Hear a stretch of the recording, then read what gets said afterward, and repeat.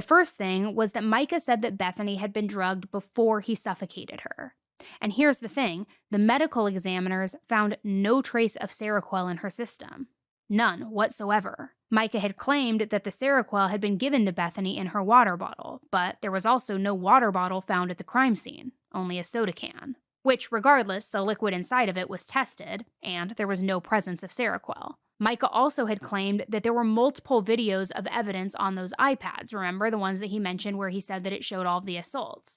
However, those electronics were all seized, and there wasn't a single thing found on them. Apparently, even Bethany's autopsy showed no signs of, which I don't know how that works. I'm not a doctor. I don't know how you would look for that, but how would they be able to know if there was or consensual sex recently?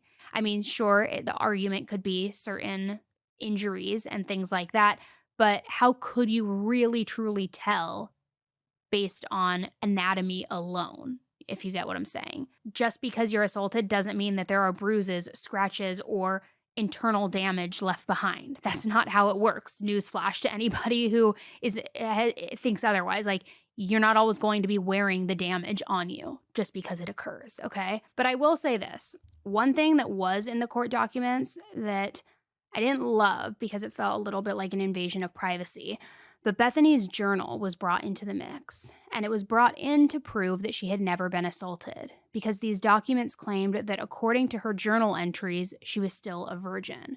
Which, the argument could, of course, then be like, oh, well, that's how they determined through the autopsy that no happened.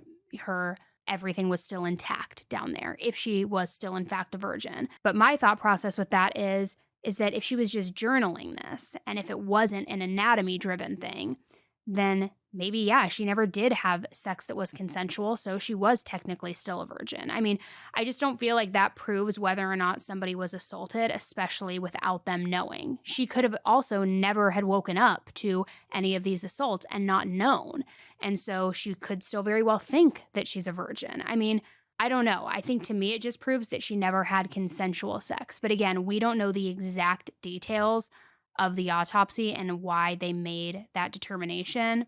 I hope she was never suspected. We just truly don't know. But still, there were some other things about the crime scene that were very difficult to wrap your head around too. Like the fact that Micah said that Bethany was in the front seat, but her body was actually found in the third row of the minivan. Also, the fact that there was no DNA evidence to prove that anyone else had been in the van that day. Nobody besides Bethany herself. Then, there was also the actual video evidence. Micah claimed that he killed Bethany at 10 a.m., but there was surveillance video footage of him at one of the IHOP classes during that window of time.